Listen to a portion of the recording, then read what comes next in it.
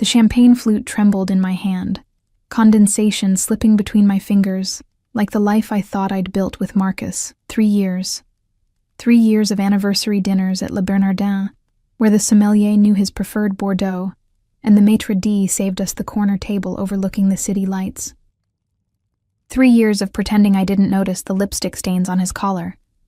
The late nights that smelled of perfume that wasn't mine. The way his phone screen went dark whenever I walked into a room. I set the glass down on our marble kitchen counter, the one Marcus insisted we install during the renovation, the one that cost more than my mother made in 6 months, working double shifts at the textile factory. The bubbles rose and popped, celebrating nothing.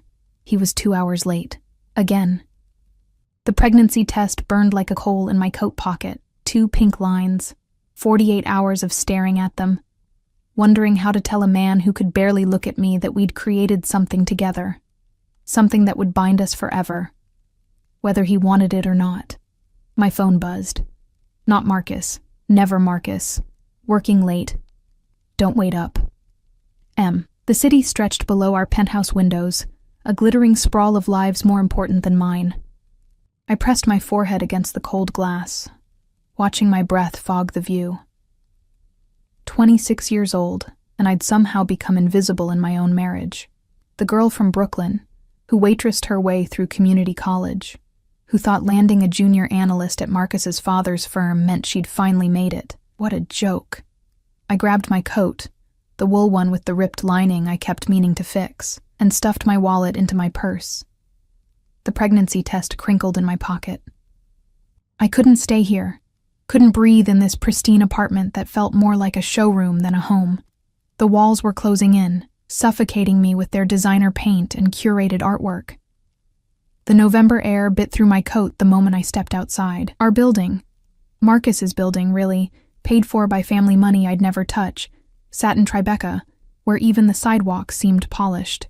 I walked without direction, my sneakers scuffing against concrete still damp from afternoon rain. The streets blurred together, upscale restaurants bleeding into boutique shops, all of them closed or closing. I ended up in a neighborhood I didn't recognize. The buildings here were older, the storefronts darker, a jazz club pulsed with muffled music. A bodega's neon sign flickered open 24 HRS, and tucked between them, almost hidden, a restaurant with fogged windows, and a single word etched in gold on the door. Valentino's. My stomach growled. I'd skipped lunch, too nauseous from the pregnancy to eat, too anxious about tonight to try. Through the steamed glass, I could see warm light, white tablecloths, the shape of people enjoying their lives. The door was heavier than it looked. Inside, the air wrapped around me. Garlic, rosemary, something rich simmering in wine. My mouth watered despite the nausea. A hostess materialized, her dress black and elegant, her smile professional but not unkind. "Do you have a reservation?" "No, My voice cracked. "I just needed somewhere warm." Her expression softened. "The bar has a few seats. Carlo makes the best carbonara in Manhattan." She led me through the dining room. Real candles flickered on tables where couples leaned close, where groups laughed over wine bottles, where life happened in warm, golden abundance. The bar stretched along the back wall, dark wood gleaming under low pendant lights. She gestured to a corner stool, somewhat hidden from the main room. "Thank you," I whispered.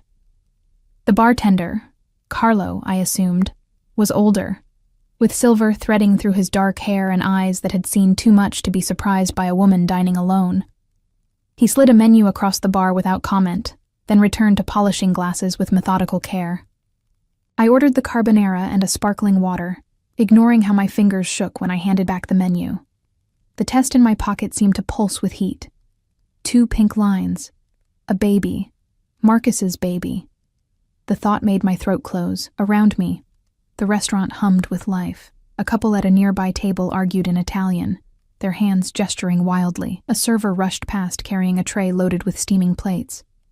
Someone laughed, loud and uninhibited. I was surrounded by people, yet I'd never felt more alone. The carbonara arrived in a wide bowl, steam rising, the egg and cheese glistening. I picked up my fork, and that's when I felt it. A shift in the air, like the barometric pressure dropping before a storm. The conversations didn't stop exactly, but they muted, softened. As if someone had turned down the volume on the entire room, I looked up. 3 men had entered through a back door I hadn't noticed. The first 2 wore dark suits that fit too well to be off the rack, their eyes scanning the room with professional assessment. But it was the 3rd man who made my breath catch. He moved like violence contained in an expensive suit. Tall, broad-shouldered, maybe early 30s. His suit was charcoal gray, tailored so perfectly it seemed molded to his frame. Dark hair swept back from a face that belonged in Renaissance paintings. Sharp cheekbones, a jaw that could cut glass, lips that looked cruel even in repose. But it was his eyes that stopped my heart. Dark, almost black, and cold as winter sea ice. He didn't walk through the restaurant. The restaurant parted for him. Carlos straightened behind the bar, his usual calm replaced by something that looked like reverence. Or fear. The hostess appeared from nowhere, murmuring something in rapid Italian. The man, because even thinking of him as a man felt inadequate, nodded once. A gesture so small it barely qualified as movement. His gaze swept the room, cataloging, assessing.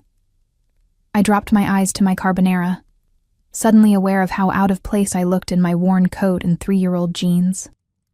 These were not people in my league. This was not a restaurant for women who cried alone at their kitchen counters. I twisted pasta around my fork, trying to become smaller, invisible. A skill I'd perfected in Marcus's world of country club lunches and charity galas, where his mother introduced me as Marcus's wife, with a smile that never reached her eyes. Ms. Russo. The voice was dark velvet over gravel. It came from directly beside me. I turned my head slowly, and there he was, close enough that I could smell his cologne. Cedar and something darker, dangerous. Something that made my pulse spike in a way that had nothing to do with fear, and everything to do with the pregnancy hormones flooding my system. He wasn't looking at me. He was looking at my coat, draped over the stool beside me. At the small white stick that had fallen from my pocket, lying on the dark wood like an accusation. The pregnancy test. His eyes, God, those eyes, moved from the test to my face with the slow deliberation of a predator deciding whether to pounce. Something flickered in their depths, gone too fast to name. I believe you dropped something. His accent was subtle, European maybe, smoothed by years in America but still there in the vowels. My hand shot out, grabbing the test and shoving it back into my pocket. My face burned hot enough to light the entire restaurant. I'm sorry. I didn't mean... You're sitting in my seat. The words were soft, almost gentle, but they landed like a physical blow. I looked around wildly. The bar had emptied without me noticing. Patrons migrating to tables, the stools on either side of me suddenly vacant. Only I remained, an island of ignorance in a sea of people who clearly knew better. I didn't know. I'm so sorry. I fumbled for my purse, nearly knocking over my water glass. I'll move, I'll just... sit. One word. A command dressed as a suggestion. Finish your dinner. He settled onto the stool beside me. Not the one my coat had occupied, but the one on my other side. Close. Too close. I could feel the heat radiating from his body. Could see the way his jacket pulled across his shoulders when he shifted. One of his men took position by the back door, the other near the front. Not sitting. Just watching. Carlo appeared instantly, setting down a glass of amber liquid without being asked. The man, because I still didn't have a name for him, only the certainty that he was dangerous, picked it up, took a slow sip, and finally turned to look at me fully. You're crying. I touched my face, surprised to find wetness on my cheeks. When had that started?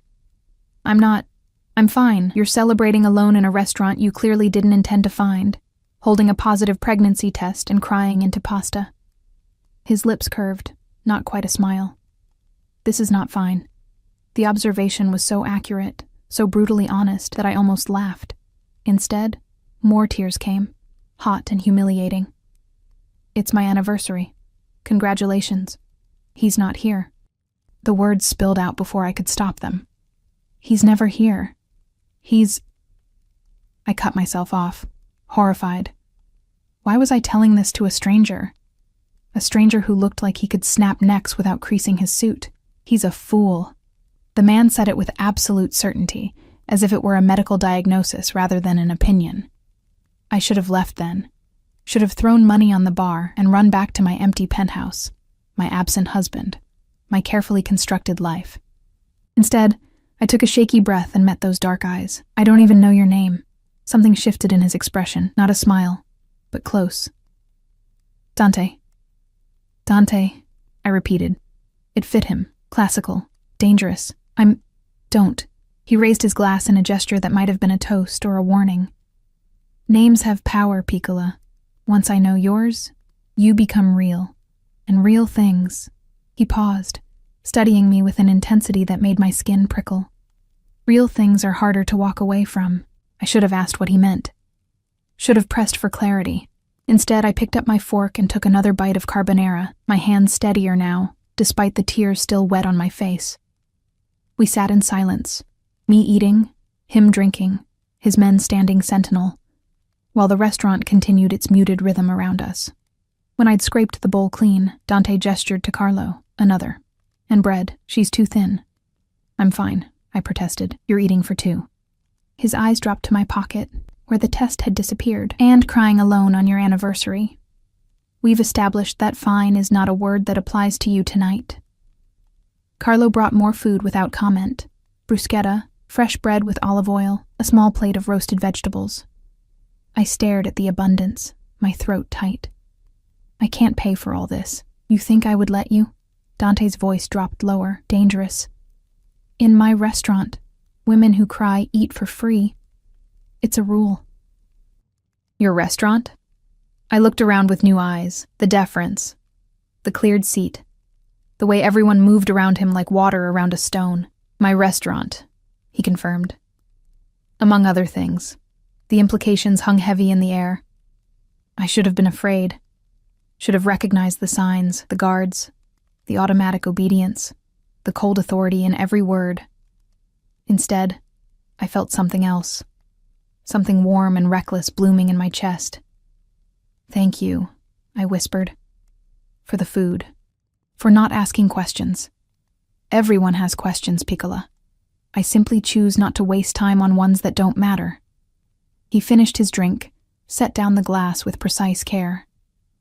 The only question that matters is what you're going to do now. Now? You have information he doesn't have. Dante's gaze fixed on my pocket again. Information that changes everything. So what will you do? Go home to your empty apartment and your absent husband? Wait for him to notice you're alive? The words cut clean through every excuse I'd been making for 3 years. What else can I do? You can vanish. The suggestion was so unexpected, so impossible, that I laughed, actually laughed. The sound brittle and sharp. Vanish? I have a job, an apartment, a husband. A job that underpays you, an apartment in his name, a husband who isn't there. Each point landed like a blade. What exactly are you holding on to, Piccola? I opened my mouth to argue, but nothing came. Because he was right. God help me. This terrifying stranger was absolutely right. Dante stood, buttoning his jacket with precise movements. His men straightened, ready. He pulled a card from his pocket, heavy stock, embossed with just a phone number, and placed it on the bar beside my plate. When you're ready to stop being invisible, he said quietly. Call that number. I'll make sure you're seen. Then he was moving toward the back door, his men falling into formation, and I was alone again at the bar with a half-eaten meal and a business card that felt like a grenade in my hands. I sat there long after they'd gone, until Carlo gently suggested I might be more comfortable at a table, until the dinner rush faded and the restaurant settled into late-night quiet. The card stayed on the bar, catching the light, impossible to ignore. Outside, rain had started again, turning the streets slick and dangerous. I tucked the card into my pocket beside the pregnancy test. 2 impossible things, both capable of destroying my carefully constructed life. My phone buzzed. Marcus, finally, staying at the office. Don't wait up. M. I stared at the message for a long time. Then I deleted it, pulled out Dante's card, and walked out into the rain without looking back. The rain soaked through my coat before I'd walked 3 blocks. Cold water dripped from my hair, down my neck, into the collar of my shirt. I should have hailed a cab, should have gone home to the penthouse with its heated floors and pristine towels. Instead, I walked. The card in my pocket felt like it was burning through the fabric. A phone number. Nothing else. No name, no address. Just 10 digits that somehow felt more intimate than anything Marcus had given me in months. I found myself in front of a 24-hour diner, the kind with cracked vinyl booths and coffee that tasted like burnt rubber. The fluorescent lights buzzed overhead as I slid into a corner booth, as far from the windows as possible. A waitress with tired eyes and a stained apron brought me coffee without asking. "Rough night, honey?" You could say that. I wrapped my hands around the mug, letting the heat seep into my frozen fingers. She patted my shoulder, a brief maternal gesture, and left me alone with my thoughts, which was dangerous, because my thoughts kept circling back to Dante, to the way he'd looked at me like he could see straight through the carefully constructed facade I showed the world, to the certainty in his voice when he'd called Marcus a fool. You can vanish. The idea was insane. Women didn't just vanish from their lives because a terrifying stranger in an expensive suit suggested it. Women with jobs and apartments and husbands, even absent ones, didn't throw everything away on a whim, but I wasn't just a woman anymore. I was carrying a child, Marcus's child, a child who deserved better than a father who couldn't be bothered to show up for his own anniversary. My phone sat on the table between my coffee mug and the sugar dispenser. 11 missed calls now, all from Vivian, Marcus's mother. None from Marcus himself. I picked it up, thumb hovering over Vivian's name. Then I set it back down and pulled out Dante's card instead. The number seemed to pulse in the diner's harsh light. I could almost hear his voice. "When you're ready to stop being invisible." Like a dare wrapped in concern. What would happen if I called? What did make sure you're seen even mean? My other hand drifted to my stomach, still flat, still showing no evidence of the life growing inside. 2 pink lines. That's all it took to change everything. 2 pink lines, and a stranger's dark eyes seeing me. Really seeing me. For the first time in years. I left the diner as dawn broke over the city, the rain finally stopping. The streets were quiet, that strange in-between time when night workers headed home and early risers hadn't yet emerged. My phone buzzed again. Vivian. I declined the call. The penthouse felt different when I finally returned. Colder. Emptier. Marcus's absence was no longer just an inconvenience, it was a statement. He'd chosen not to be here. Again. On our anniversary. Knowing I'd be waiting. I stripped off my wet clothes, leaving them in a pile on the bathroom floor. The pregnancy test sat on the counter where I'd left it that morning. Those 2 pink lines still screaming their truth. I picked it up, studying it in the mirror's reflection. A baby. Our baby. Except there was no our anymore, was there? There was Marcus, living his separate life in his separate world. And there was me, invisible and forgotten. I pulled on dry clothes, leggings, an oversized sweater, thick socks, and made myself tea. Chamomile, because the pregnancy book said it was safe. I'd bought them secretly, hiding them under the bed where Marcus wouldn't find them. Where Marcus wouldn't bother to look even if they were sitting on the kitchen table. The morning stretched ahead, empty. It was Saturday. Marcus rarely came home on Saturdays anymore. Work, he'd say, important clients. As if I didn't know the truth, as if I couldn't smell the perfume, couldn't see the hotel charges on credit card statements he thought I didn't check. I sat on the couch with my tea and Dante's card, watching the city wake up through floor-to-ceiling windows. People rushed along sidewalks below, purposeful and alive. I used to be one of them. Before Marcus, before I'd traded my studio apartment in Brooklyn and my waitressing shifts for this gilded cage. You can vanish. My phone rang. Vivian again. This time, I answered. Emilia, thank God. Her voice was sharp, cultivated, everything I wasn't. Where is Marcus? He's not answering his phone. I don't know, Vivian. He didn't come home last night. A pause, then carefully. He told me you two had dinner plans. We did. He never showed up. Another pause, longer this time. I could practically hear her calculating, deciding how to spin this into somehow being my fault. Well, I'm sure he had a good reason. The merger has been very stressful. It's our anniversary. The words came out flat, emotionless. Yes, well, marriage is about understanding, Amelia. About supporting your husband's career. Perhaps if you made more of an effort too. I hung up. My hands shook as I set the phone down. 3 years of her subtle criticisms, her carefully worded suggestions that I wasn't quite good enough for her son. 3 years of swallowing my pride, my anger, my self-respect. The card felt like a lifeline or a noose. I couldn't decide which. I picked up my phone again, this time opening a new contact. My thumb hovered over the keypad. Just 10 digits. That's all it would take. When you're ready to stop being invisible. I was so tired of being invisible. I typed in the number before I could overthink it. But I didn't hit call. Not yet. Instead, I sat there, staring at it, wondering what kind of woman I was becoming. The kind who called strange men, the kind who ran away from her problems instead of facing them, or the kind who finally chose herself. The door opened. I jumped, nearly dropping my phone. Marcus walked in, still wearing his suit from yesterday, looking exhausted and rumpled. He didn't see me on the couch. He never saw me anymore. Marcus. He startled, turning. Em, you're awake. It's 10 in the morning. Right. Yeah, he ran a hand through his hair, not meeting my eyes. Listen, about last night, where were you? The office, I told you. Don't lie to me! The words came out stronger than I felt. Not today. Not anymore. Something flickered across his face. Guilt. Annoyance. It was gone too fast to tell. I had a late meeting. It ran long. I crashed on the office couch. On our anniversary. It's just a date, Em. It doesn't mean... He stopped, seeming to realize how that sounded. Look, I'm sorry. I should have called. I should have been here. But this merger is important. And... I'm pregnant.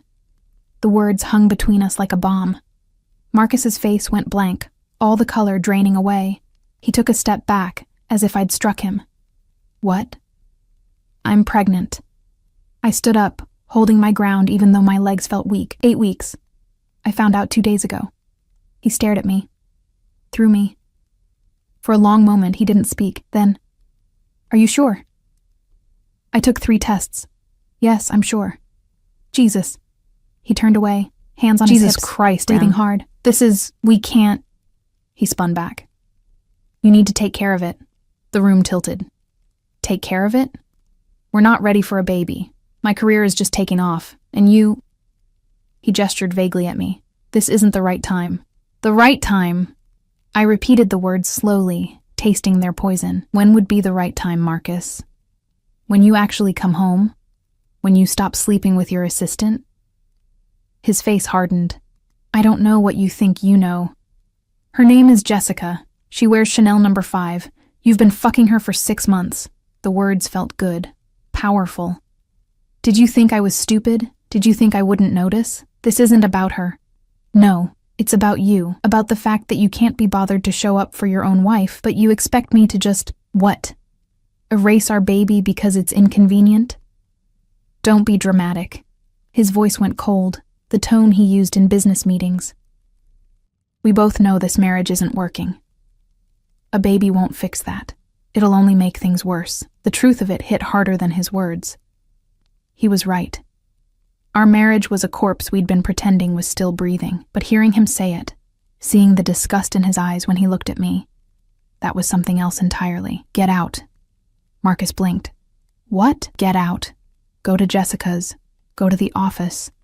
I don't care. Just get out of my sight. This is my apartment. Then I'll leave. I grabbed my phone, my purse, the coat that was still damp from last night.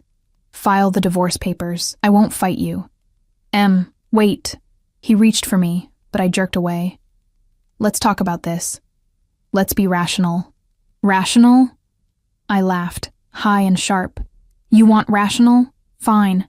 Rationally, our marriage is over. Rationally, you're a cheating bastard who can't even pretend to love me anymore. Rationally, I'm worth more than this. I walked past him, heading for the door. He caught my arm. Where are you going? I looked at his hand on my arm, then at his face. I'm vanishing. His grip tightened. Don't be stupid. You have nowhere to go.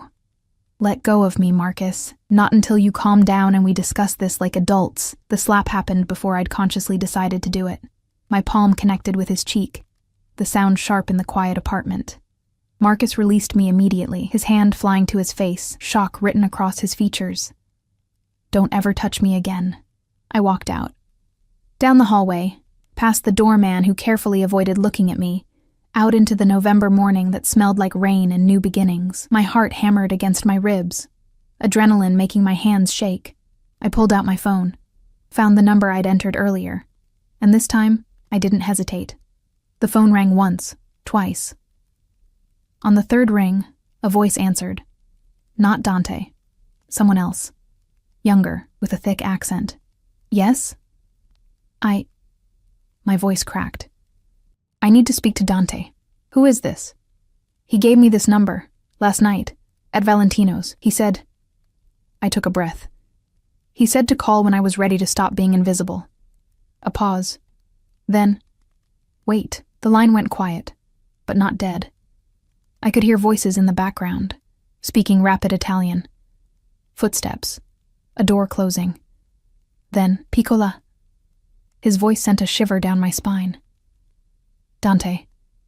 He sounded unsurprised, as if he'd been expecting my call. I need help. Words came out small, broken. Where are you? Outside my building. I left. I told him about the baby and he... My throat closed. He wants me to get rid of it. Silence. When Dante spoke again, his voice was soft, deadly. Give me the address. I rattled it off, my brain on autopilot. Don't move. Someone will be there in 5 minutes, do you understand? Don't go back inside, don't speak to anyone. Just wait. Okay. Emilia. The sound of my name on his lips made my breath catch. He knew. Somehow he'd found out. You did the right thing. The line went dead. I stood on the sidewalk, clutching my phone, watching expensive cars pass by. 5 minutes felt like an eternity. I half expected Marcus to come down, to drag me back upstairs, to tell me I was being hysterical. But Marcus didn't come. Instead, a black SUV pulled up to the curb, its windows tinted so dark I couldn't see inside. The back door opened. A man emerged, one of Dante's guards from last night, his face impassive. Ms. Russo, please. He gestured to the car. I should have been afraid, should have questioned what I was doing, getting into a vehicle with armed men who worked for someone I'd met exactly once. Instead, I climbed in. The interior was leather and luxury, warm and safe. The guard closed the door gently, then got into the front passenger seat. The driver, another man in a dark suit, pulled smoothly into traffic. Neither of them spoke.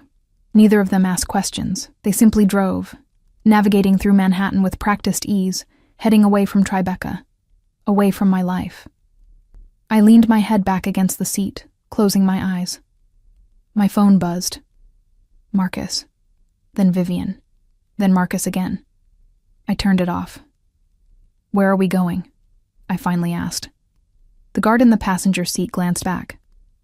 Somewhere safe, Miss Russo. The boss will meet you there. The boss. Dante. I was really doing this, running away with the help of a man I didn't know, leaving behind everything I'd built, everything I'd tried to become. But as the city blurred past the windows, I didn't feel fear. I felt something else. I felt free. The SUV drove for 40 minutes, leaving Manhattan behind. I watched through tinted windows as the city gave way to quieter streets, then to tree-lined neighborhoods I'd never seen before. We crossed a bridge, I couldn't tell which one, and entered an area where houses sat back from the road, hidden behind gates and old-growth trees. Finally, we turned onto a private drive. Iron gates swung open automatically, closing behind us with a decisive clang that made my pulse spike. The driveway curved through manicured grounds, past gardens that probably looked beautiful in summer, but now stood dormant under gray November skies. The house, No, the estate, materialized like something from a movie. Stone and glass, modern lines softened by ivy and age. Not ostentatious, but undeniably expensive. The kind of place that whispered old money and older secrets. The SUV stopped in front of massive wooden doors. The guard opened my door, offering his hand. I took it, stepping out onto gravel that crunched beneath my sneakers. The air here smelled different, cleaner. Like pine and earth instead of exhaust and sidewalk steam. This way, Ms. Russo. The doors opened before we reached them. A woman stood in the entrance, late 50s, steel gray hair pulled into a neat bun, wearing simple black slacks and a cream sweater. Her face was kind but assessing, taking in my rumpled clothes and wild hair with a single glance. "I'm Lucia," she said, her accent thicker than Dante's. "Welcome. Please, come inside." The interior took my breath away. High ceilings, warm wood floors, furniture that managed to be both elegant and comfortable, artwork on the walls, real artwork, not the pretentious pieces Marcus's decorator had chosen, windows everywhere, letting in gray morning light. "You must be cold," Lucia continued, already moving deeper into the house, "and hungry. When did you last eat?" I tried to remember. "The carbonara last night. Nothing since." "Last night." She made a disapproving sound. "Come." The kitchen. I followed her through rooms that seemed to go on forever, each one more beautiful than the last. The kitchen was enormous, all marble counters and professional appliances, but somehow still felt warm. Lived in.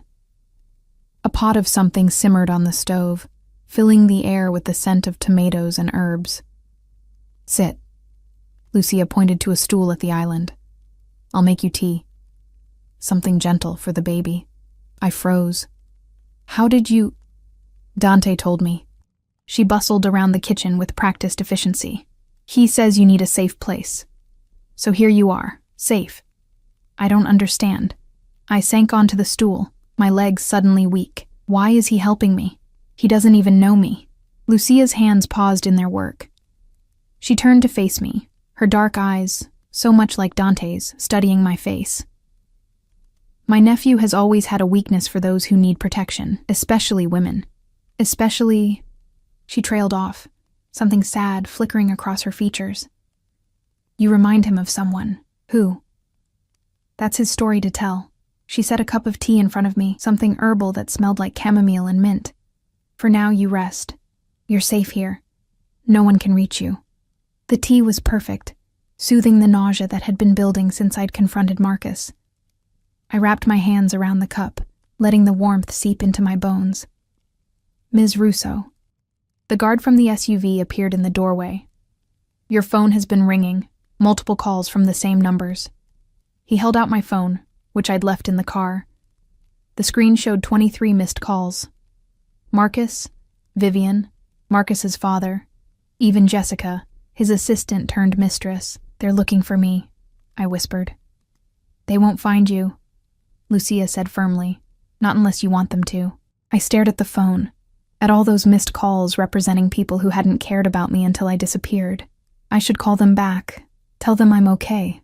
"Are you?" Lucia's question was gentle but pointed. "Okay?" Was I?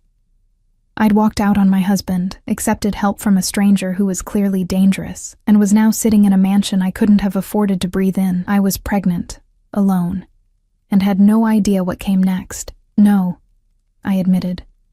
"I'm not okay." "Then rest first. Decisions later." She ladled soup into a bowl, the same rich tomato scent from the stove. "Eat. Then Dante will explain everything. Where is he?" "Handling business." Her tone suggested I shouldn't ask what kind. "He'll be home this afternoon." Home. As if this palace were just a house. As if men like Dante, men with guards and restaurant empires and the kind of power that made people step aside, had normal homes. I ate the soup because Lucia watched me like a hawk, because my baby needed food even if I didn't feel hungry, because it gave me something to do besides spiral into panic. It was delicious, rich and complex, tasting of slow-simmered hours and generational recipes. When I'd finished, Lucia led me upstairs, The bedroom she showed me was larger than my entire Brooklyn studio had been. A 4-poster bed with white linens, windows overlooking gardens and forest beyond.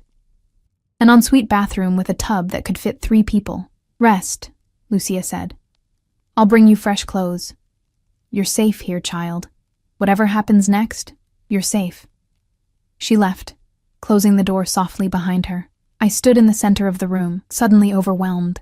This morning I'd been in my penthouse, confronting my cheating husband. Now I was in a stranger's mansion, hidden away like some fairy tale princess.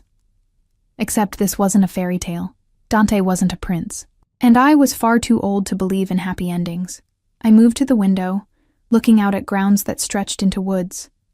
Somewhere in the distance, I could see the iron gates we'd driven through. Between me and freedom. Or between me and danger. I couldn't tell which. My phone buzzed in my pocket. I pulled it out, seeing a new message from Marcus. "Where are you? We need to talk. Don't be stupid about this. Don't be stupid." As if leaving a man who'd cheated on me and demanded I abort our baby was stupid. As if staying would have been the smart choice. I deleted the message. Then I turned off the phone completely and set it on the dresser. The bed called to me. Soft, safe. I kicked off my sneakers and crawled under the covers fully dressed, suddenly exhausted beyond measure. The adrenaline was crashing, leaving me hollow and shaking. I must have slept, because the next thing I knew, the light through the windows had changed. Late afternoon sun, gold and gentle. And there was a presence in the room. Dante sat in a chair by the window, so still I might have missed him if not for the intensity of his gaze. He'd changed from last night. No suit, just dark jeans and a black Henley that showed off the breadth of his shoulders. Somehow he looked more dangerous this way. More real. "You're awake," he said quietly. I sat up, pushing hair from my face, suddenly conscious of how I must look. "How long have you been there? An hour? Maybe more." He leaned forward, elbows on his knees, those dark eyes never leaving my face. "Lucia said you wouldn't eat unless she watched. That you tried to call your husband back." "I didn't call him." "Good." The word was soft but final. "He doesn't deserve to know where you are." I pulled the blanket tighter around myself. "I don't understand why you're doing this. Why you care." Dante was quiet for a long moment, studying me with an intensity that made my skin prickle. Finally he stood, moving to the window, his back to me. 5 years ago, I was engaged. His voice was different now, rougher. Her name was Sophia. She was everything. Light and laughter in a world that didn't have much of either. He paused. Her family didn't approve. I was the wrong kind of man, from the wrong kind of world, but she didn't care. She said love was enough. I stayed silent, sensing this was a story he rarely told. She got pregnant. His shoulders tensed. We were happy, planning the wedding, planning our life. And then her father found out. He gave her an ultimatum, leave me or be cut off from the family. From everything she'd ever known. What did she do? She chose me. He turned. And the pain in his eyes was raw, terrible, for 3 days. She chose me. Then they found her. Her brothers. They took her to a clinic, told her it was just to talk. But they didn't let her leave until he stopped, jaw clenched, until the baby was gone. Oh God. My hand went to my stomach instinctively. She called me after, crying, saying she was sorry, that they'd forced her, that she'd tried to fight. His voice went flat. She killed herself that night, pills and vodka in her childhood bedroom. The room felt too small, too quiet. I couldn't breathe.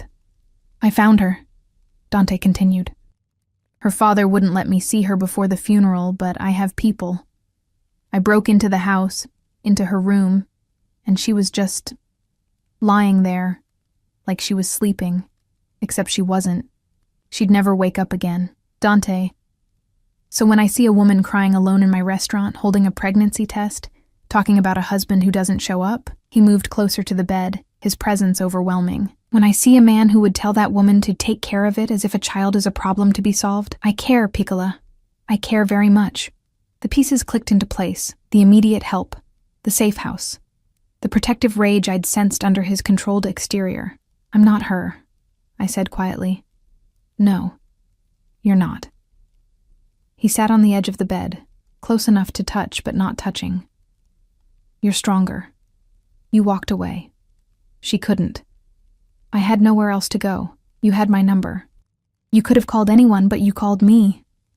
His hand lifted, hovering near my face, then dropping. "That takes courage. Or stupidity. Sometimes they're the same thing." The ghost of a smile touched his lips. "Lucia says you're 8 weeks along." "Yes, and you want to keep it." It wasn't a question, but I answered anyway. "Yes, even if Marcus doesn't. Even if it means doing this alone." "You're not alone." The certainty in his voice made my chest tight. "Not anymore. You don't owe me anything. This isn't about owing." He stood abruptly, as if sitting so close had become unbearable. "You'll stay here, as long as you need. Lucia will take care of you, and my men will make sure no one bothers you." "What about Marcus?" "He'll look for me." Something dark crossed Dante's face. "Let him look. He won't find you. And if he somehow does..." He left the threat unfinished, but I heard it anyway. "I should probably go back," I said, even though the thought made me sick. "Face him. Deal with the divorce properly." "No." The word cracked like a whip. "Not yet. Not until we know you're safe." "Safe from what?" "Marcus isn't violent. He's just a man who doesn't want complications." Dante's eyes burned. "Men like that are dangerous in different ways. They won't hit you, but they'll break you down until you believe you deserve nothing better. Until you think leaving is impossible." His words hit too close to home. "You don't know him." "I know men." He moved toward the door, then paused. "Rest more. Eat dinner with us tonight. Tomorrow we'll figure out what comes next." "Us?" "Lucia and I. Sometimes my cousin Marco. We're family here, Piccola. And now so are you." He left before I could argue, the door clicking shut with finality. I sat in the gathering darkness, his words echoing in my head. "You're family now." I'd never had family. My mother had died when I was 19. No siblings, no extended relatives who gave a damn. Marcus's family had never accepted me, had always made it clear I was temporary, insufficient, wrong. But this dangerous stranger, and his protective aunt and his guarded mansion. This was family? My phone buzzed from the dresser. I'd turned it back on without thinking. Another message from Marcus. "I know you're upset, but this is childish. Come home so we can discuss this like adults. M." I stared at the message for a long moment. Then I typed a reply. "File the papers. I'm not coming back." I hit send before I could second-guess myself, then powered off the phone again. Through the window, I watched lights come on across the grounds. The estate transformed in the dusk, becoming something almost magical. Safe. Protected. A prison or a sanctuary. I still couldn't tell which, but for the first time in 3 years I could breathe. Dinner was an intimate affair in a formal dining room that somehow felt warm despite its grandeur. Lucia had set 3 places at one end of a table that could easily seat 20. Candles flickered between us, casting dancing shadows on oil paintings of people who shared Dante's dark eyes and sharp features. "My grandfather," Dante said, catching me staring at a particularly stern portrait. "He built this house in 1952. Bought the land for nothing, filled it with everything. It's beautiful," I said quietly. "It's a fortress." He poured wine for himself and Lucia, then filled my glass with sparkling water without asking. The gesture was small but attentive, as if he'd already memorized what I could and couldn't have. My grandfather understood that safety requires walls, high ones. Lucia brought out dish after dish, roasted chicken with herbs, vegetables that tasted like they'd been grown on the property, bread so fresh it steamed when she broke it open. I ate because she watched, because my baby needed it, because the food was too good to refuse. "You're quiet," Dante observed, his eyes never leaving my face even as he ate. "I'm trying to understand this." I gestured vaguely at the room, at him, at everything. "Why you're helping me. What you expect in return." "Expect?" His eyebrow rose. I expect you to eat, rest, and let that baby grow healthy. That's all. Nobody does something for nothing. You think I want something from you?" He set down his fork, giving me his full attention. "What could you possibly have that I need, Piccola?" The question should have been insulting. Instead, it felt honest. What did I have? A failed marriage, a job I'd quit showing up to, a bank account Marcus controlled. I was nothing. Nobody, exactly. I whispered. Dante's jaw tightened. "You think being without money means being without value? Doesn't it?" "No." The word was hard, final. "You carried yourself with dignity when your husband abandoned you. You protected your child when he demanded you destroy it. You had the courage to walk away from everything you knew." He leaned forward. "That's worth more than all the money in Marcus's accounts." Lucia made a small approving sound, refilling my water glass.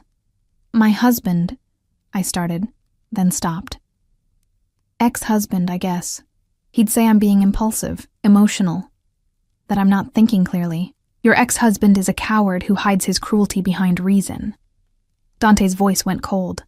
"I've known men like him. They convince you that your feelings don't matter, that wanting basic respect is unreasonable.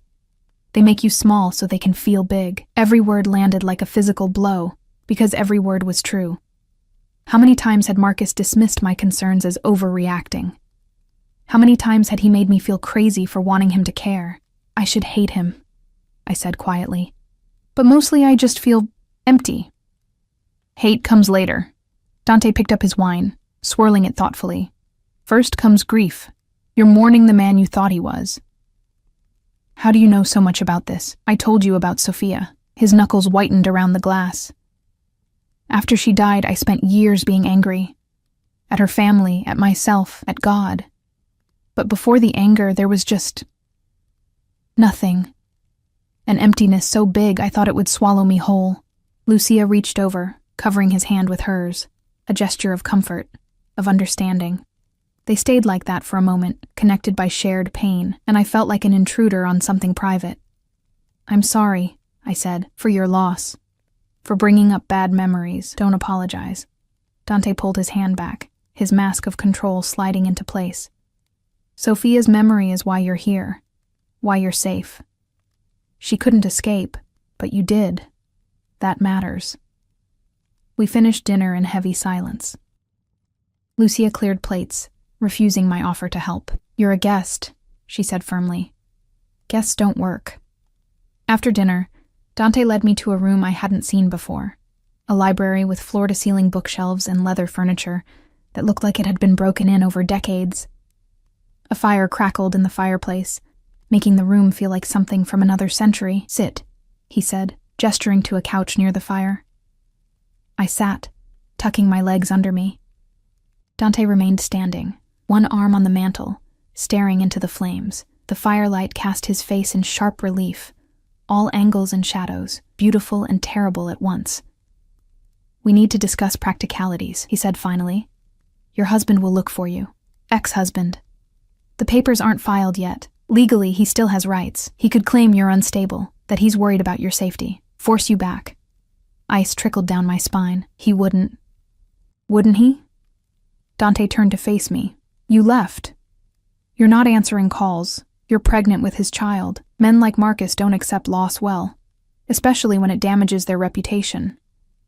What do I do?" "You stay here. Let me handle him." "Handle him how?" His smile was sharp, dangerous. "Marcus works at his father's investment firm, yes? Harrison and Associates? Yes, but they're under investigation. SEC fraud charges. It hasn't gone public yet, but it will." He pulled his phone from his pocket, scrolled through something. "In approximately 72 hours, the news will break. Marcus and his father will be too busy saving themselves to worry about a missing wife." I stared at him. "How do you know that?" "I make it my business to know things." He pocketed the phone. "Especially about men who hurt women I care about." "You don't care about me. You don't even know me. I know you're brave. I know you're protecting your child. I know you deserve better than what you had." He moved closer, sitting on the opposite end of the couch. "That's enough." The fire popped, sending sparks up the chimney. Outside, wind rattled the windows. The house creaked and settled around us, comfortable in its age. "What happens after?" I asked. "After the investigation, after the divorce. What do I do then?" "Whatever you want." He said it like it was simple. "You want to go back to school? I'll pay for it. You want to open a business? I'll fund it. You want to disappear completely, start over somewhere new? I'll make it happen." "Why?" "Because I can." He met my eyes. "Because someone should have done this for Sophia. Because you called me when you had nowhere else to go, and I don't take that lightly. I can't let you pay for everything. That's not—" "You can, and you will." His tone left no room for argument. "You're carrying a child. Your job is to stay healthy and safe. Everything else, I handle." It should have felt suffocating. This man I barely knew, taking over my life, making decisions. But instead, it felt like relief. Like someone had finally seen how tired I was of holding everything together alone. "What do you get out of this?" I asked again, needing to understand. Dante was quiet for a long moment, the fire reflecting in his dark eyes. "Peace," he finally said.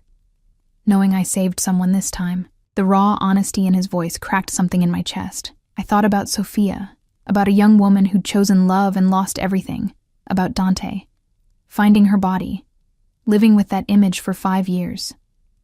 "I'm not her," I said again, softer this time. "I know." He stood abruptly, as if the proximity had become too much. "It's late. You should rest." But I didn't want to rest, didn't want to go back to that beautiful bedroom and lie alone with my thoughts. "Can I stay here? By the fire?" Something flickered in his expression. "Of course." He moved to leave, but I stopped him. "Stay, please, I swallowed hard. "I don't want to be alone right now." Dante hesitated, his hand on the door frame. Then he nodded, returning to his spot on the couch. Close, but not too close. Present, but not crowding. We sat in silence, watching the fire burn down to embers. At some point, Lucia came in with blankets, tucking one around my shoulders without a word. She left, and still we sat. "Tell me about Sophia," I said quietly. "The good parts, before everything went wrong." Dante's jaw worked. Then, slowly, he began to talk. About a girl who loved terrible movies and good wine, who laughed too loud in restaurants and cried at animal shelter commercials, who'd wanted 3 children in a house by the sea, who'd seen good in him when everyone else saw danger. His voice went soft when he talked about her, the hard edges smoothing into something almost tender. And I realized this wasn't just about saving me. This was about honoring her, about making her death mean something, by ensuring mine didn't go the same way. "She would have liked you," he said eventually, his eyes distant. "Sophia always liked strong women." "I'm not strong. You're here, aren't you? Despite everything. That's the definition of strength." My eyes grew heavy, the warmth of the fire and the safety of the room pulling me toward sleep. I fought it, not wanting this moment to end, not wanting to lose the strange connection forming between us. "Rest, Piccola." Dante's voice seemed to come from far away. "I'll keep watch. You don't have to. I want to." Those 3 words settled over me like a benediction. Someone wanted to watch over me, wanted to keep me safe, not out of obligation or duty, but because he chose to.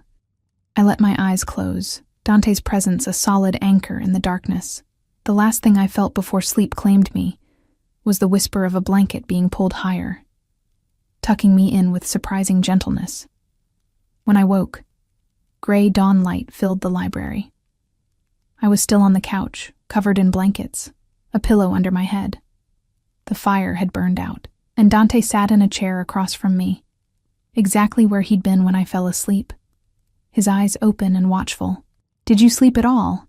I asked, my voice rough. "I don't need much sleep."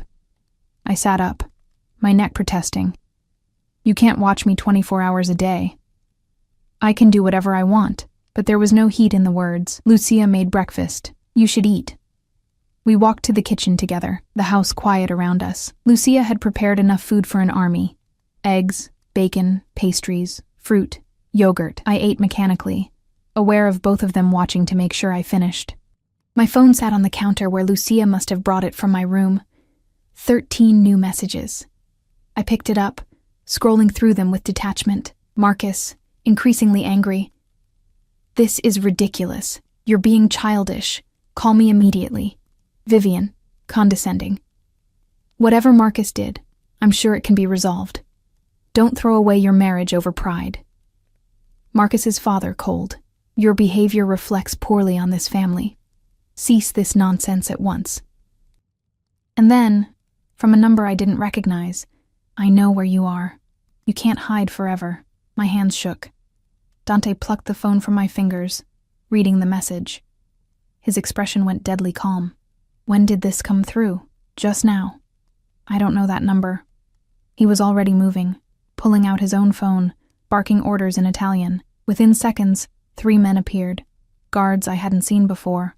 All armed, all focused. What's happening? I asked, fear spiking. Someone is threatening you. Dante's voice was ice. That doesn't happen. Not while you're under my protection. He made more calls. Rapid-fire Italian I couldn't follow. The guards dispersed. Lucia appeared, pulling me close. It's okay, she murmured. Dante will handle this. But watching him pace, watching the cold fury in his eyes, I realized something terrifying. I'd traded one kind of danger for another. Marcus might have broken my heart, but Dante? Dante could start wars, and he was prepared to start one for me. The estate transformed into a fortress within hours. More guards appeared, positioning themselves at every entrance. Cameras were checked and rechecked. Dante disappeared into an office I hadn't known existed, his voice a low growl through the closed door as he made call after call. Lucia kept me in the kitchen, plying me with tea and small pastries I couldn't taste. My mind was spinning, that text message replaying on a loop. I know where you are. Who would send that? I asked for the 5th time. Could be anyone. Lucia's face was grim. Your husband, his family, someone they hired. She paused. Or someone else entirely. What do you mean? Before she could answer, Dante strode in, his phone pressed to his ear. He looked at me, and something in his expression made my blood run cold. Find him, he said into the phone. I don't care how. Find him and bring him to me. He ended the call, his jaw tight. We need to talk, privately. Lucia squeezed my shoulder once, then left. Dante waited until we were alone before speaking. The message was sent from a burner phone. Untraceable. He leaned against the counter, arms crossed. But the timing is interesting. You've been gone less than 48 hours, and someone already knows you're here. How is that possible? I didn't tell anyone. I know. His eyes were dark, calculating. Which means either someone followed you here, or someone has been watching you longer than we thought. Ice flooded my veins. Watching me? Your husband is connected to some unsavory people through his father's business. The fraud investigation isn't just about bad investments, Piccola. It's about money laundering, ties to organizations that don't take kindly to loose ends. I'm a loose end? My voice came out small. You're a pregnant wife who left suddenly. Who might know things, might talk to authorities. He moved closer. In their world, that makes you a liability. But I don't know anything. Marcus never told me about his work. They don't know that. He pulled out his phone, showing me a photo. Do you recognize this man? I stared at the screen. Dark hair, forgettable face. The kind of man who could disappear in a crowd. No. Should I? He's been parked outside your building for 3 days. My people noticed him yesterday when they were checking on potential threats. He swiped to another photo. And this is him outside Valentino's the night we met. My stomach dropped. He was there? Following you. Probably has been for weeks. Dante's expression was grim. The question is whether he's working for Marcus or for Marcus's business partners. Does it matter? Yes. He pocketed his phone. If it's Marcus, he's just trying to track down his wife. Annoying, but manageable. If it's the people Marcus is involved with? He didn't finish, but he didn't need to. What do I do? You stay here. You stay safe. And you let me handle this. He cupped my face, his thumb brushing my cheekbone. The gesture was surprisingly gentle for someone so dangerous. I won't let anyone hurt you. Do you understand? No one touches what's mine. I'm not yours, I whispered. But there was no conviction in it. Aren't you? His eyes searched mine. You called me. You trusted me with your life and your child's life. That makes you mine, Piccola, whether you accept it yet or not. The possessiveness should have frightened me. Instead, it sent heat curling through my chest. When was the last time anyone had claimed me, protected me? Marcus had always kept me at arm's length, a pretty accessory for social events, but never truly his. Dante looked at me like I was something precious, worth fighting for, worth protecting at all costs. The investigation goes public tomorrow, he continued, stepping back, putting professional distance between us again. Marcus will be arrested, along with his father. The media will be everywhere. You need to stay invisible until the dust settles. And then we file your divorce papers, make it clear you left before any criminal activity came to light, distance you from everything. His jaw tightened. And we deal with whoever sent that message. A knock on the door interrupted us. One of the guards entered, speaking rapidly in Italian. Dante's expression darkened with each word. What? I asked when the guard left. What's wrong? Your husband just hired a private investigator, very expensive, very good at finding people who don't want to be found.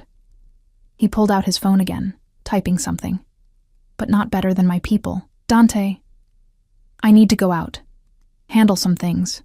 He was already moving toward the door, then paused. Marco will be here within the hour. My cousin. He'll stay with you while I'm gone. I don't need a babysitter.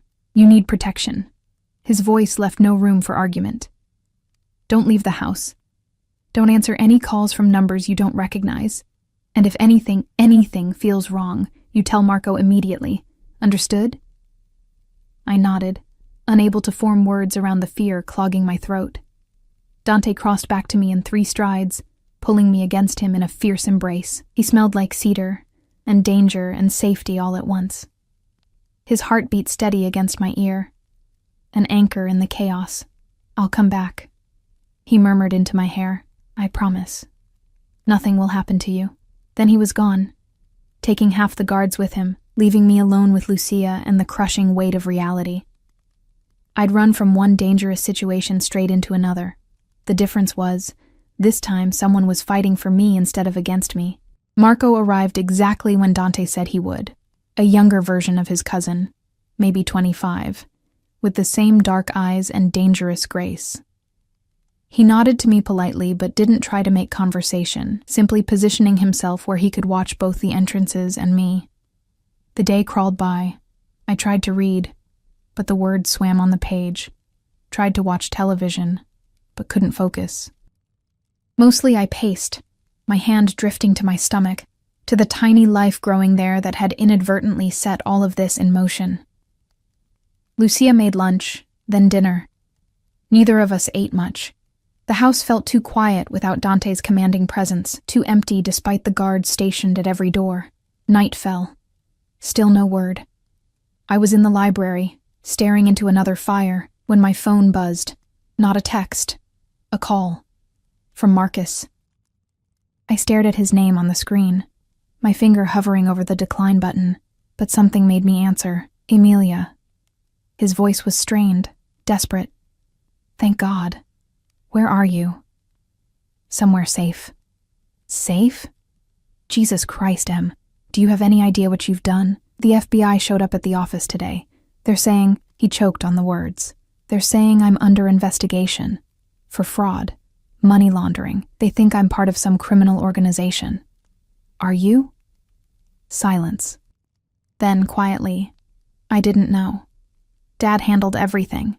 I just signed where he told me to sign. You knew enough, I said coldly. You always know more than you admit. I need you to come home, to tell them you don't know anything, that I never discussed business with you. If you testify that I kept you in the dark, it'll help my case. No. What? I said no, Marcus. I'm not coming back to save you from your own mistakes. You're my wife. I was your wife. The woman you cheated on. The woman you told to abort your child. That woman is gone. My voice was steady, strong. File the divorce papers. Don't contact me again. Amelia, please. I'm sorry. I know I fucked up, but I need you. I ended the call, my hands shaking. Then I blocked his number, and Vivian's, and his father's. One by one, cutting ties to the life that had nearly destroyed me. Marco appeared in the doorway. Everything okay? Yes. I took a shaky breath. Everything's fine. My phone buzzed again. Unknown number. Against my better judgment, I answered. Heavy breathing. Then, you think hiding will save you? The voice was distorted, mechanically altered. Fear spiked hot and sharp. Who is this? Someone who knows what you're worth. What you know. Marcus's father made a lot of promises to a lot of dangerous people. Now that those promises are broken. A dark chuckle. Well, wives make excellent leverage. The call ended.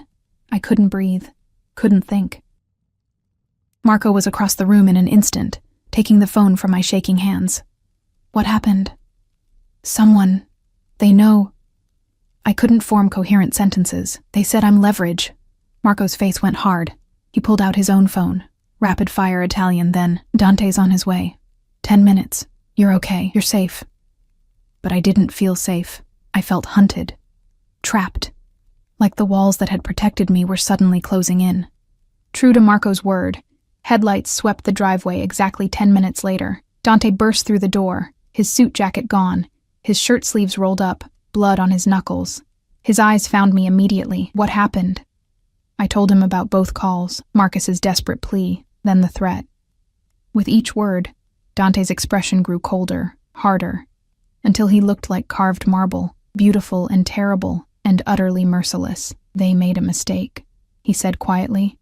Threatening you was a mistake, Dante. No. He crossed to me, cupping my face in his damaged hands. Listen to me.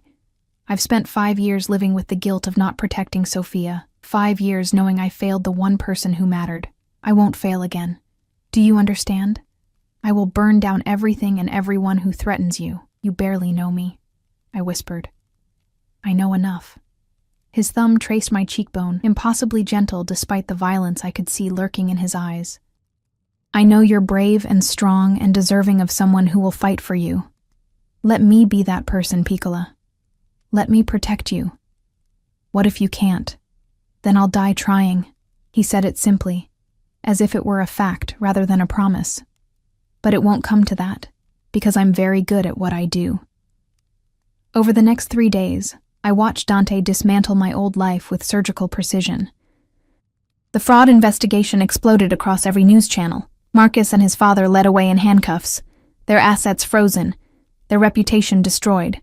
Private investigators hired to find me suddenly dropped the case after receiving visits from Dante's men. The unknown number that had threatened me went silent after its owner was found, and discouraged. Dante wouldn't tell me details. You don't need that darkness, he'd say whenever I asked, but I could see it in the set of his shoulders. The blood he occasionally came home wearing, the cold satisfaction in his eyes. He was protecting me. Violently. Completely. Without hesitation. And I was falling for him. It happened slowly, then all at once. The way he made sure I ate every meal. The way his hand would drift to my stomach when he thought I wasn't looking, as if already feeling the life growing there. The way he'd sit with me in the library every night, talking about nothing and everything, building something that felt dangerously like intimacy. I should look for an apartment, I said one evening, 2 weeks after I'd arrived. Start applying for jobs, figure out what comes next. Dante looked up from the book he'd been reading, his expression unreadable. You want to leave? I can't stay here forever. Why not? The question hung between us. I had 100 reasons. It wasn't my house. I was imposing. I needed independence. But none of them felt true. The truth was scarier. Because I'm starting to depend on you, I admitted. And that's dangerous. Dangerous how? You're what you do. I struggled to find words that wouldn't sound judgmental. You're not safe. No. He set down his book, giving me his full attention. I'm not safe. I'm a man who does terrible things to protect what's mine, who has enemies and blood on his hands and a past I can't erase. He leaned forward. But you? You're safer with me than you've ever been in your entire life. That's not the same as safe. You're right. He stood, crossing to where I sat. But maybe safe isn't what you need. Maybe what you need is someone who will stand between you and every threat, no matter how dangerous. Someone who sees you, really sees you, and fights to keep you visible to the world. Dante, I'm falling in love with you. The words were blunt, honest, terrifying. I know it's too soon. I know you're vulnerable. I know I should keep my distance. But I can't. Every day I watch you get stronger, watch you grow that baby, watch you become the woman you were always meant to be, and I fall harder, my breath caught. You can't love me. You don't know me. I know you take your tea with honey but no milk. I know you read the last page of books first because you hate surprises. I know you're terrified of being a bad mother, but you'll be extraordinary. I know you cry in the shower when you think no one's listening, mourning the life you thought you'd have. His voice dropped. I know you, Amelia, and I love what I know. Tears spilled down my cheeks. I'm pregnant with another man's baby. You're carrying a child who will be loved and protected because they're part of you. He wiped my tears with gentle thumbs. I don't care about biology. I care about you. About giving you the life you deserve. This is crazy. Maybe. He smiled, small and real. But when has love ever been sane? I kissed him. I couldn't help it. Couldn't resist the pull any longer. His lips were soft and firm at once, tasting like whiskey and promises. He kissed me back carefully, like I was precious, breakable, worth savoring. When we pulled apart, both breathing hard, he rested his forehead against mine. Stay, he whispered. Not as a guest. Not because you have nowhere else to go, but because you want to, because this is where you belong. What about the baby? Our baby. He placed his hand over my still flat stomach. Mine by choice, if not by blood. If you'll let me. More tears came, but these were different. Hopeful. Yes, yes. Yes to staying. Yes to... I took a shaky breath. Yes to trying. To seeing where this goes. His smile was brilliant, transforming his dangerous face into something almost boyish. He kissed me again, deeper this time, and I felt the future shift, realign, reform into something I'd never imagined but desperately wanted. 6 months later, I stood in the garden behind the estate, one hand on my swollen belly, watching Dante argue with the wedding planner about flowers. He wanted peonies, Sophia's favorite. The planner insisted they were out of season. Find them anyway, Dante said, his tone leaving no room for argument. My wife wants peonies. Wife. We'd married quietly 3 months ago, just us and Lucia and a judge who owed Dante a favor. Nothing like the elaborate wedding I'd had with Marcus. This was real, solid, built on truth instead of illusion. The baby kicked, strong and insistent. Our daughter, because yes, we were having a girl, already had her father's stubbornness. She's active today, I said when Dante joined me, his arm sliding around my waist. Like her mother. He pressed a kiss to my temple, strong and fierce and unwilling to be ignored. Marcus had tried to fight the divorce, then tried to use the baby as leverage. Both attempts had failed spectacularly when Dante's lawyers and his less legal resources made it clear that continuing would be unwise. The divorce was finalized 2 months ago. Marcus was in prison, serving 5 years for his role in the fraud. His father got 15. I should have felt guilty, should have felt something other than relief. But all I felt was free. What are you thinking? Dante asked, his hand covering mine on my belly. That I'm happy. I turned to face him. Actually, genuinely happy. For the first time in, I don't know how long. Good. He kissed me softly. That's all I ever wanted. Our daughter kicked again, harder this time, as if reminding us she was there. Dante laughed, the sound rich and warm. She's going to be trouble, he said. With you as a father? Absolutely. I smiled. But she'll also be loved, protected, always. Seen. He pulled me closer, careful of my belly. Both of you. Always. The garden stretched around us, spring flowers blooming in defiance of the cold I'd felt that November night when I'd walked into Valentino's. So much had changed. So much had been destroyed and rebuilt. I'd vanished from my old life and found a new one. Found a man who loved me not despite my brokenness, but because I'd survived it. Found a family in Lucia's warm kitchen and Dante's fierce protection. Found myself in the process. The pregnancy test that had started everything was gone, thrown away months ago, but I remembered those 2 pink lines. Remembered the fear and hope they'd represented. They'd been a beginning, not an ending. Just like Dante had been. Come inside, he murmured against my hair. Lucia made dinner, your favorite. In a minute. I wanted to stay here, in this moment, with the sun warm on my face, and Dante solid beside me and our daughter safe in my belly. Let's just be here. Together. Together, he agreed. Always together. And standing there in the garden, surrounded by new life and second chances, I believed him. Not because he promised, but because every day he proved it. With gentle hands and fierce protection, and a love that had saved me when I couldn't save myself. I'd vanished on my wedding anniversary, leaving behind a life that was slowly killing me. And I'd found something better, something real. I'd found home.